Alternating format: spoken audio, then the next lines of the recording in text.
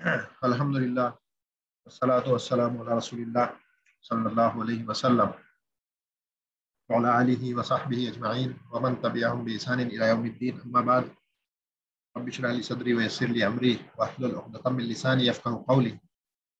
رب زدنی علما اللهم رب زدنی علما ما زلنا مع الكتاب عمدة الطالب نيل المعارف الشيخ العلامة منصور بن يونس بن إدريس البهوتي الحنبلي رحمه الله المتوفى في القرن الحادي عشر من الهجرة. عمدة الطالب نيل المعارف اس کتاب کی تشریح ہم دیکھ رہے ہیں اور اس وقت ہم باب صلاۃ اہل العذار میں ہیں. ان لوگوں کی نمازیں جو کہ معذور ہیں ان کے تعلق سے کیا معاملہ ہے، جس میں ہم نے مریض اور مسافر ان دونوں کے تعلق سے دیکھ لیا ہے. آج بات آ رہی ہے فصل فی الجمع بین الصلاتین، دو نمازوں کو جمع کرنے کا معاملہ کیا ہے، اس تعلق سے آج بات آئے گی. کل مسافر کے تعلق سے بات ہوئی تھی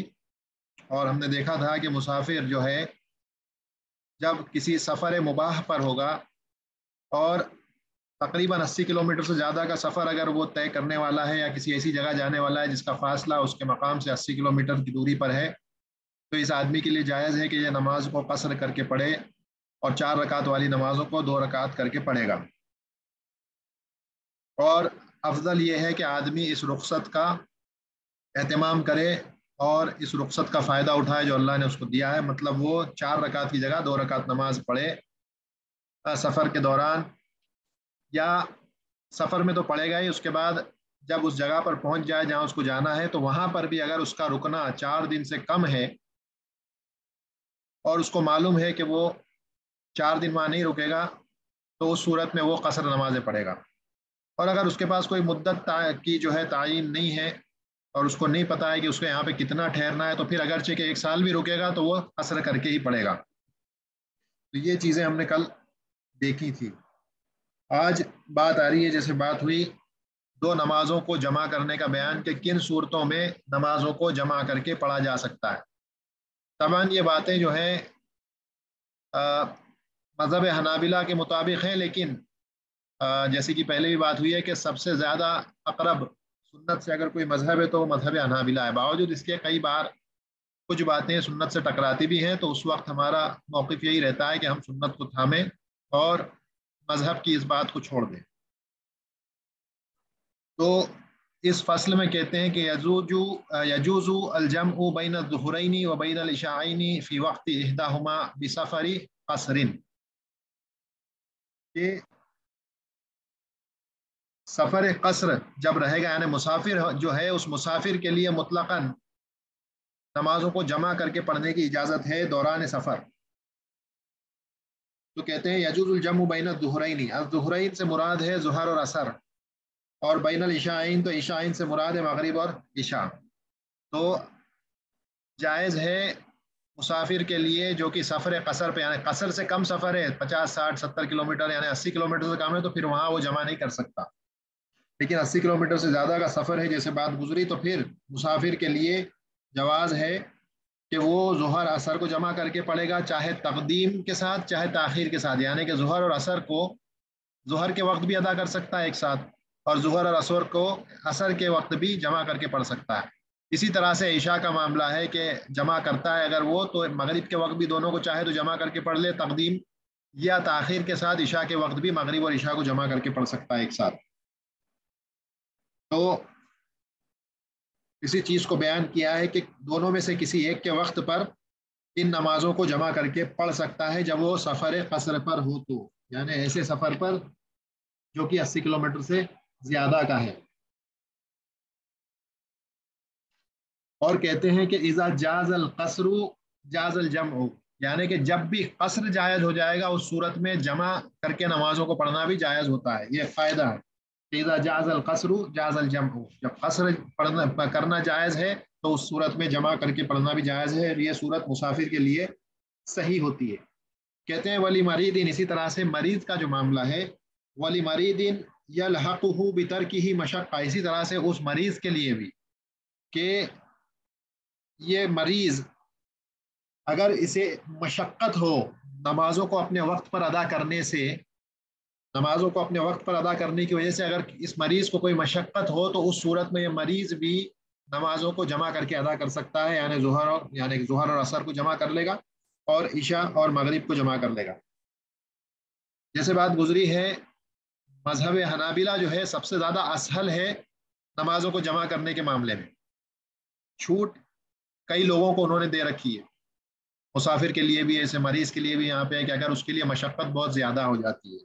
اگر اس کے لیے ممکن نہیں ہے مشقت کی وجہ سے، تکلیف کی وجہ سے، پریشانی کی وجہ سے، بے شک یہاں قید ہے مشقت کی، ایک معمولی کوئی بیماری ہے، معمولی سی تکلیف ہے، بخار ہے، سردی زکام، اس کے لیے نہیں ہے۔ ہاں کوئی ایسی بیماری ہے جو واقعی آدمی کو مشقت میں ڈال دے کہ نمازوں کو اپنے وقت پر ادا کرنے سے وہ عاجز ہو جائے، تو پھر اس صورت میں یہ آدمی ان دو نمازوں کو جمع کر کے ادا کر سکتا ہے۔ تو یہ معاملہ ہے ظہر، عصر، مغرب، عشاء کا۔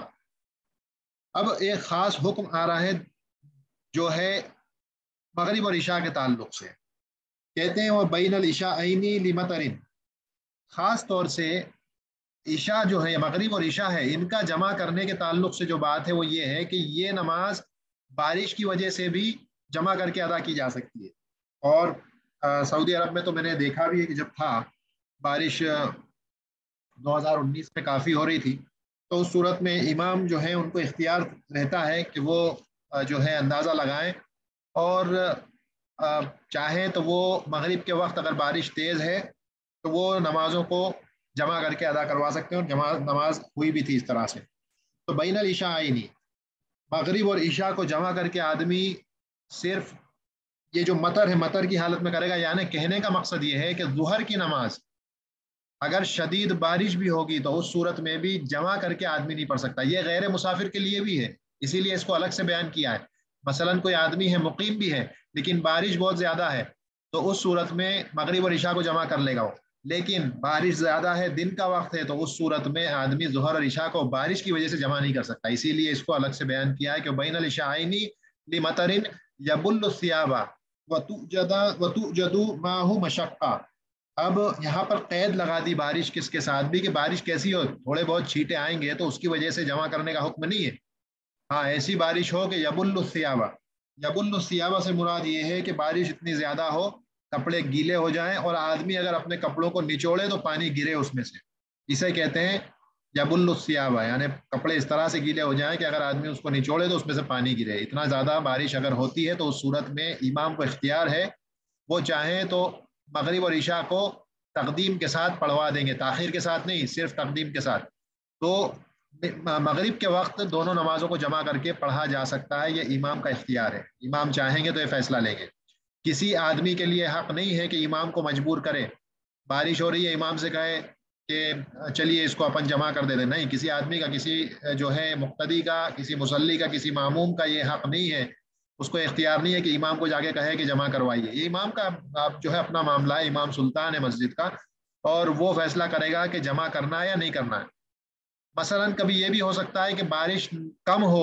اور اس کے بعد بھی امام جمع کر لے، تو جو معمومین ہیں اور مقتدین ہیں ان کو یہ چاہیے کہ امام کی اتباع کریں، وہ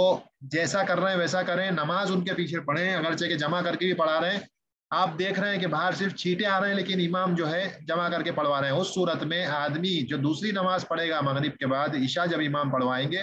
تو وہ نماز پڑھے لیکن نفل کی نیت سے اس کو پڑھ لے، اور بعد میں پھر کہیں اور جماعت ہو عشاء کی تو وہاں جا کر وہ اسے اپنی عشاء کی فرض نماز کی نیت سے ادا کرے گا۔ لیکن امام کے معاملوں میں دخل دینا اور اس کے فیصلوں، اس کو جو ہے فیصلے پر مجبور کرنا، یہ جو ہے کسی کے لیے بھی درست نہیں ہے۔ تو بین العشاءین لمطر یبل الثیاب ویوجد معه مشقہ، شرط یہ ہے کہ مشقت اس کے ساتھ آدمی کو پیش آئے، جب مشقت آ جائے گی تو اس صورت میں جو ہے جائز ہے، اجازت ہے آدمی کے لیے کہ وہ جو ہے امام فیصلہ لیں گے اور پھر وہ مغرب اور عشاء کو جمع کر کے بارش کی حالت میں پڑھیں گے، جو ہے پڑھ سکتے ہیں، شدید تیز بارش ہو تو۔ لیکن بارش کتنی بھی تیز ہو، ظہر اور عصر کو جمع کر کے نہیں پڑھا جائے گا، کیونکہ المطر فی النہار اخف من مطر فی اللیل، کیونکہ دن کے وقت کی جو بارش ہے اصل میں دیکھا جائے تو وہ رات کی بارش کے مقابلے میں ذرا کم خطرناک ہوتی ہے، آدمی کو نظر آتا ہے، دن کا اجالا ہے، روشنی ہے، کیچڑ پانی وغیرہ آدمی اس کو سمجھ سکتا ہے۔ تو حکمت اس کے پیچھے یہ ہے کہ دن کی بارش جو ہے وہ کم خطرناک ہے بنسبت جو ہے رات کی بارش کی۔ تو اس وجہ سے صرف رات کے ساتھ اس قید کو لگایا ہے۔ اس کے بعد ایک اور صورت کہتے ہیں ولی وحلن وریح شدیدۃ باردۃ ولو صلی ببیتہ، اسی طرح سے وحل کہتے ہیں مٹی کو، کیچڑ وغیرہ رستے پہ ہو جائے، گاڑیوں کے سلپ ہونے کا اندیشہ ہو، انسان چل کے آئیں گے تو ممکن ہے کہ وہ بھی پھسلیں اور گریں، تیز بارش ہو گئی، کیچڑ ہو گیا رستے پہ، مٹی تین جو کہ گیلی کیچڑ ہوتی ہے مٹی میں اور پانی ملنے کے بعد جو ہو جاتی ہے چکنا کر دیتا ہے روڈ کو، تو وہ وحل ہے۔ اسی طرح سے وریح شدیدۃ باردۃ، اسی طرح سے بہت تیز ٹھنڈی ہوا ہو، اس صورت میں بھی جائز ہے آدمی کے لیے کہ جمع کر کے نمازوں کو پڑھ لے گا، یعنی عشاء، مغرب اور عشاء کو، یہ آدمی کے لیے جواز ہے اس کا کہ وہ ایسا کر لے گا۔ اور اگرچہ کہ بعض لوگوں کے پاس قدرت بھی ہو کہ وہ مسجد تک آ سکے، یعنی بعض کے لیے ہو سکتا ہے کہ ممکن ہو ایسی حالت میں بھی کہ چاہے وحل ہو یا تیز بارش ہو یا تیز جو ہے سردی ہو، بہت زیادہ ٹھنڈی ہوا چل رہی ہو، اس کے باوجود بھی بعض لوگ ہیں کہ جو شاید مسجد آ سکتے ہیں، جن کو فرق نہیں پڑتا۔ اس کے بعد بھی جب رخصت ملتی ہے تو رخصت سبھی کے لیے ہوتی ہے، رخصت اس اعتبار سے ہوتی ہے کہ جو بعض لوگ نہیں آ سکتے اگر وہ اس رخصت کا فائدہ اٹھاتے ہیں تو باقی سارے لوگوں کے لیے بھی اب یہ رخصت ہے، وہ اس رخصت کا ان کو بھی فائدہ اٹھانا ہے۔ تو اسی لیے قاعدہ کہتا ہے کہ ان الرخصت العامۃ، جو عام رخصت ہے، تدخل فیہ الجمیع، اس کے اندر سب کے سب داخل ہو جاتے ہیں، ولو کان بعض الناس، اگرچہ کہ بعض لوگ لا یتضرر بهذا الامر، اس معاملے سے اگر بعض کو کوئی نقصان نہ بھی ہوتا ہو، مثلا وحل ہے، جو ہے ٹھنڈی تیز ہوا ہے، بعض لوگوں کو اگر اس سے کوئی نقصان نہیں بھی ہوتا ہے اس کے باوجود بھی، کیونکہ جو دوسرے بعض لوگ ہیں جنہیں نقصان ہو سکتا ہے ان کی وجہ سے یہ رخصت سبھی کے لیے ہے اور اس کا فائدہ سب اٹھائیں گے۔ تو اگرچہ کہ امام کا گھر بالکل مسجد سے لگا ہوا بھی ہے تو بھی اگر بارش شدید ہے تو امام جو ہے فیصلہ کریں گے کہ نمازوں کو جمع کر کے پڑھا جائے اور اس رخصت کا فائدہ سبھی اٹھائیں گے، چاہے قریب کے ہوں چاہے دور کے ہوں۔ اسی چیز کو یہاں پر بیان کیا گیا۔ اس کے بعد کہتے ہیں والافضل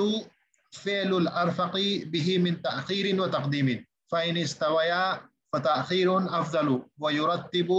المجموعتين۔ اب کہتے ہیں کہ افضل کیا ہے نماز کو،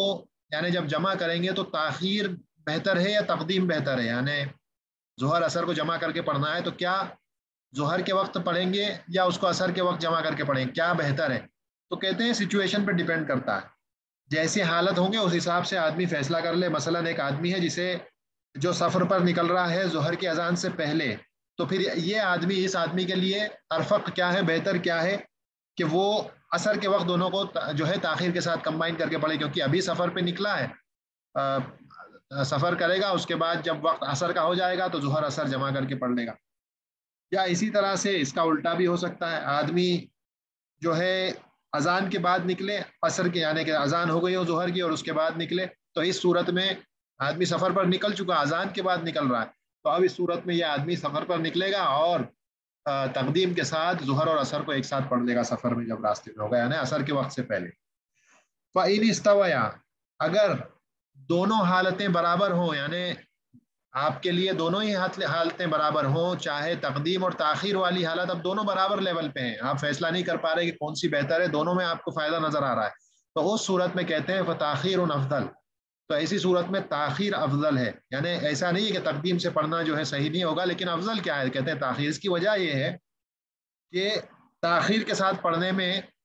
جب ہم تقدیم کے ساتھ پڑھتے ہیں تو ایک دو میں سے ایک نماز جو ہے اس کا وقت ابھی داخل نہیں ہوا ہوتا ہے،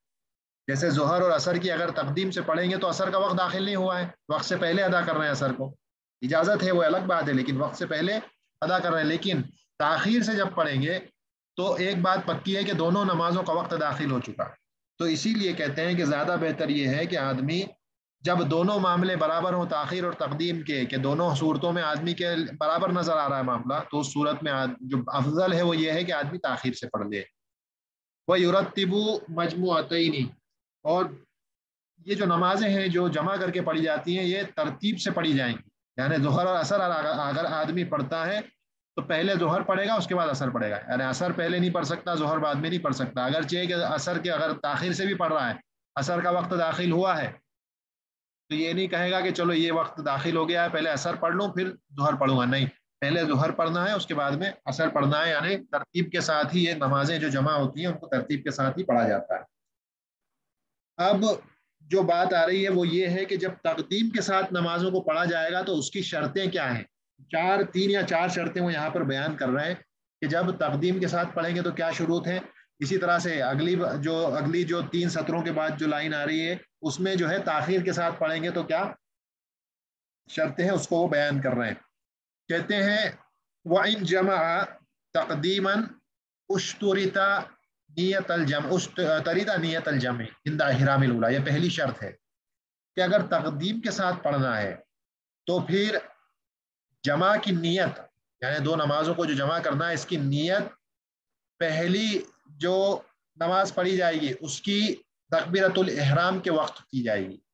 اس کے تکبیرۃ الاحرام کے وقت نیت بندے کو کرنا پڑے گی، آدمی کو کرنا پڑے گی کہ ظہر اور عصر جمع کر کے پڑھنا ہے، مثلا یا مغرب یا اور عشاء جمع کر کے پڑھنا ہے۔ اس طرح کی نیت کب کی جائے گی؟ عند احرام الاولی۔ تو یہ پہلی شرط نیت کی ہے، نیت۔ دوسری جو اس میں شرط بیان کر رہے ہیں وہ کہتے ہیں کہ وَأَلَّا يُفَرِّقَ بَيْنَهُمَا إِلَّا بِقَدْرِ إِقَامَةٍ وَوُضُوءٍ خَفِيفٍ۔ اسی طرح سے جمع کر کے جو نمازیں پڑھی جاتی ہیں اس کے درمیان فصل نہیں ہونا چاہیے، یا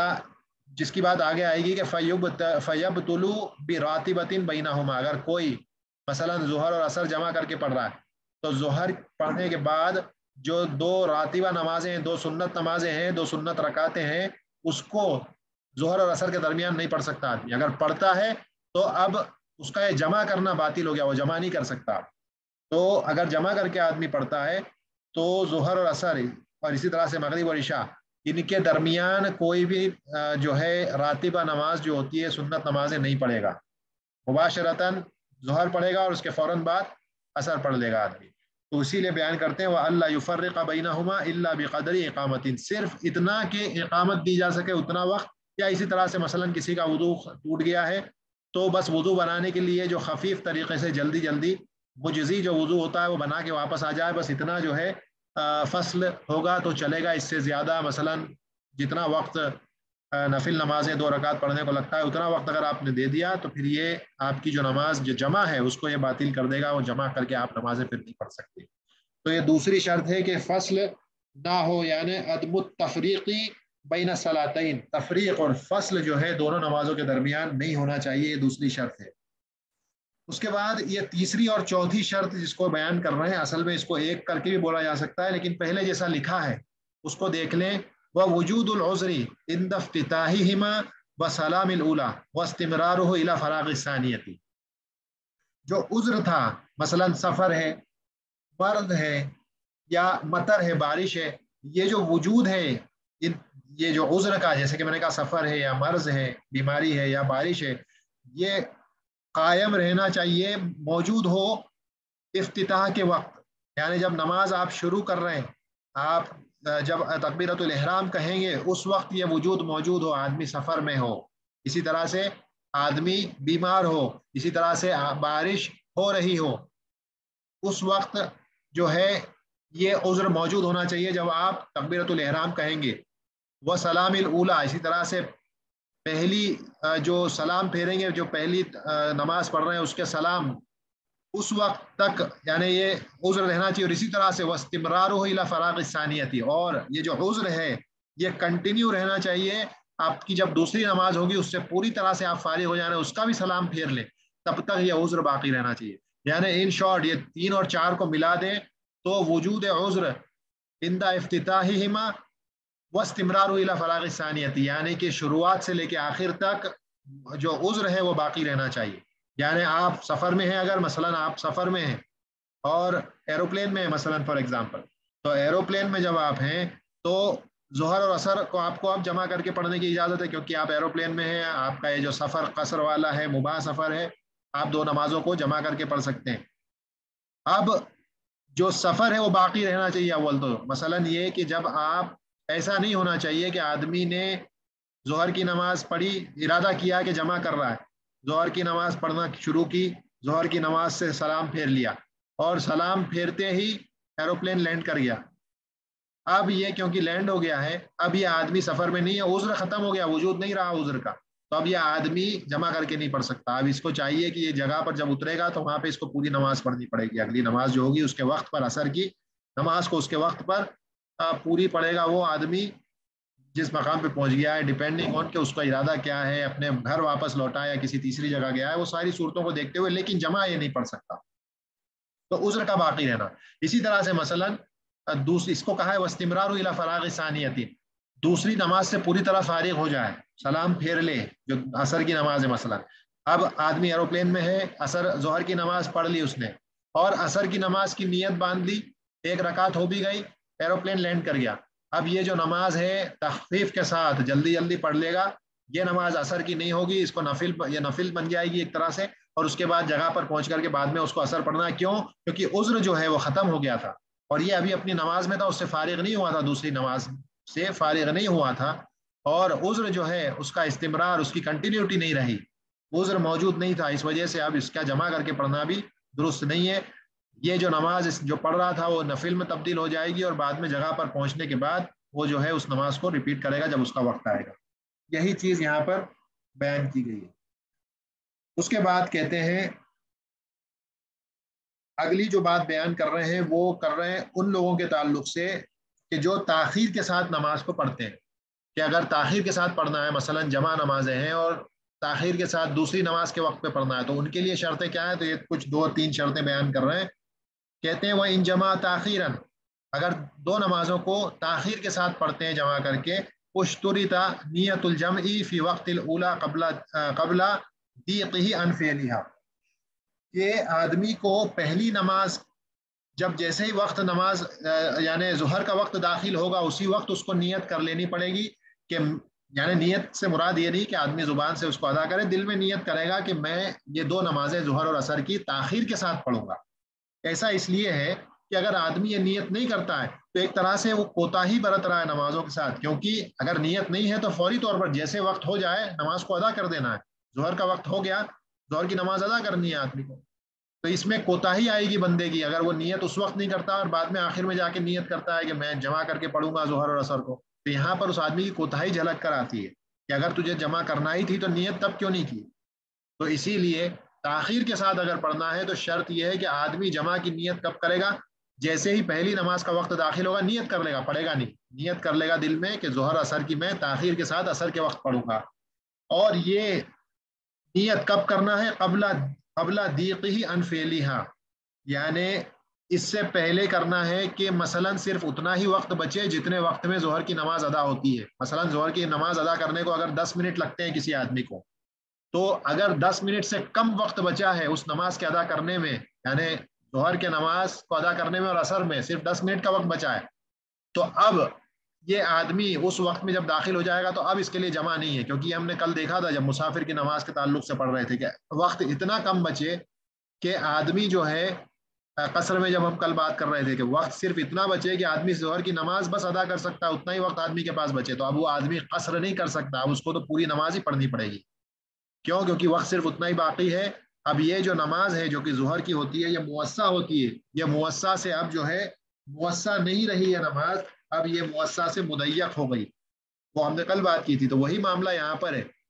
اگر آدمی کو نیت کرنا ہے جمع کر کے تو یہ 10 منٹ سے مثلا 10 منٹ ایک ایگزامپل ہے کہ آدمی کو 10 منٹ کا اگر وقت لگتا ہے ظہر کی نماز ادا کرنے میں, اور ظہر سے عصر کے درمیان صرف 10 منٹ کا وقت اگر بچتا ہے تو پھر اب آدمی جمع کر کے نماز نہیں پڑھ سکتا, پھر اس کو ظہر کی پوری پڑھنی پڑے گی اور عصر کے وقت پڑھے گا. لیکن اس سے پہلے اگر نیت کر لیتا ہے تو پھر وہ جمع کر کے تاخیر کے ساتھ ادا کر سکتا ہے نماز کو. تو یہ نیت کا وقت بیان کر رہے ہیں کہ پہلی نماز کا وقت داخل ہوتے ہی آدمی کو نیت کرنا ہے جمع کی, کہ وہ تاخیر کے ساتھ ظہر اور عصر کو جمع کر کے پڑھے گا. واستمرار عذر الى دخول وقت الثانیۃ, اور اسی طرح سے کہتے ہیں کہ جو عذر ہے اس کا موجود ہونا, وہ اس کا استمرار, یعنی کہ وہ نظر آئے کہ عذر مثلا سفر ہے یا اسی طرح سے مرض ہے, بیماری ہے, وہ اب یہاں پر جو ہے ظہر عشاء اور مغرب کی بات نہیں ہو رہی ہے. کیوں؟ کیونکہ ہم نے جیسے پہلے بات کی تھی کہ جو مغرب اور عشاء جو ہے وہ تقدیم کے ساتھ پڑھی جاتی ہے نارملی جب بارش کی حالت ہوتی ہے, اس کو تاخیر کے ساتھ نہیں پڑھتے بارش کی حالت میں. تو یہاں پہ بارش کا عذر میں بارش کا ذکر نہیں ہوگا, یہاں پہ صرف سفر ہے اور مرض ہے. تو استمرار عذر الی دخول وقت ثانیتی، یعنی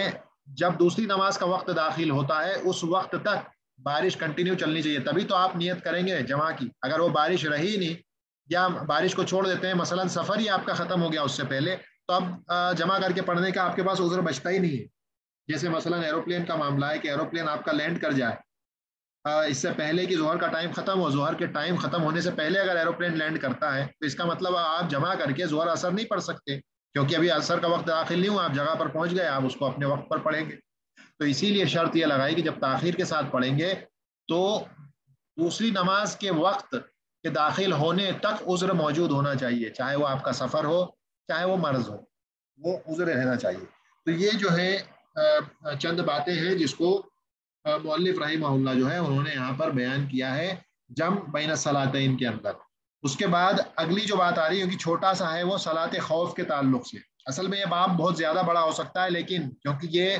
ابتدائی مرحلے کی کتاب ہے، اس میں اس لیے اختصار سے انہوں نے اس نماز کا ذکر کر دیا ہے، حالانکہ اس کی کیفیت بیان انہوں نے یہاں پر نہیں کی ہے، لیکن اختصار سے میں اس کو بیان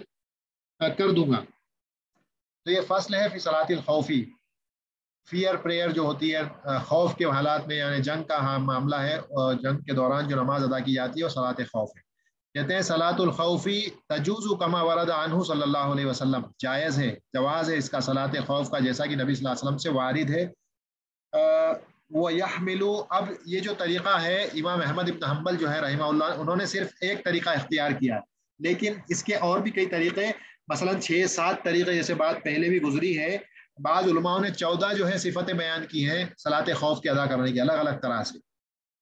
مثلا یہ ڈیپینڈ کرتا ہے کہ دشمن کہاں ہے، قبلہ رخ ہے، پیٹھ کے پیچھے ہے، دائیں ہیں، بائیں ہیں، اس صفت کی بنیاد یعنی کہ دشمن کہاں ہے اس بنیاد پر اس کی صفت بدلتی رہتی ہے۔ امام احمد بن حنبل رحمہ اللہ نے جو اختیار کیا ہے طریقہ، جو ایک طریقہ وہ بیان کرتے ہیں، وہ اس حالت میں ہے کہ جب دشمن سامنے نہیں تھا، دشمن نبی صلی اللہ علیہ وسلم کے سامنے نہیں تھا، اور آپ نے نماز جب پڑھائی تھی صحابہ کرام کو تو کس طرح سے پڑھائی تھی؟ نبی صلی اللہ علیہ وسلم نے جو ہے صف بنی، ایک صف نبی صلی اللہ علیہ وسلم کے پیچھے اور دوسری صف جو ہے وہ آگے، آپ کے آگے کھڑی ہوئی تھی ہتھیار لے کر کے، اور نبی صلی اللہ علیہ وسلم نے اس ایک صف کے ساتھ جو آپ کے پیچھے تھی ایک رکعت نماز ادا کی، اور آپ کھڑے ہو گئے، پہلی رکعت سے فارغ ہو کے آپ کھڑے ہو گئے، پیچھے جو لوگ تھے، جو صف میں جو اصحاب تھے، انہوں نے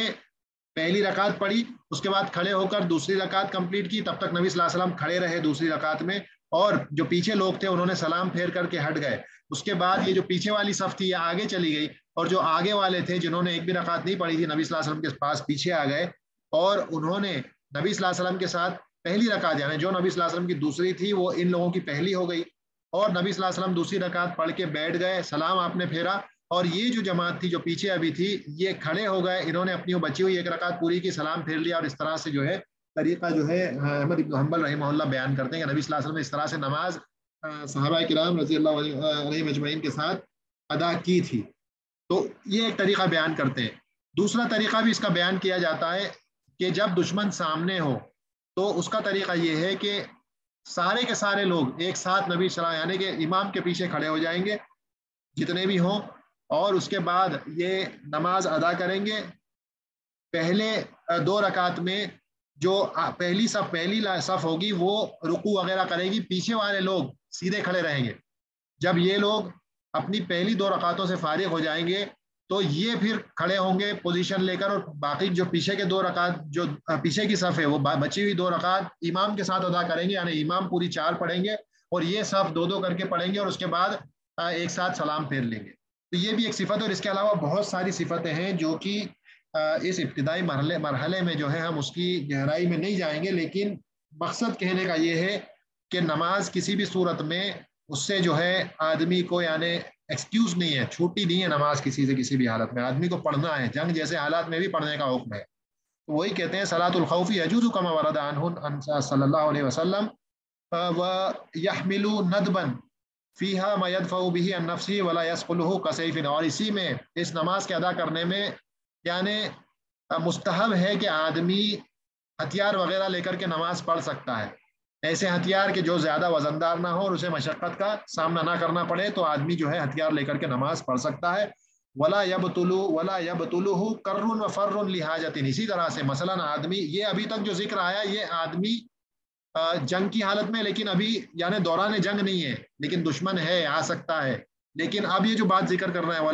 ولا یبطلہ کر و فر، اسی طرح سے عمر رضی اللہ عنہ اور جو خندق کا موقع تھا اس وقت معروف ہے، ہم جانتے ہیں کہ نبی صلی اللہ علیہ وسلم اور صحابہ کرام رضی اللہ عنہ اجمعین ان کی جو ہے عصر کی نماز فوت ہو گئی تھی،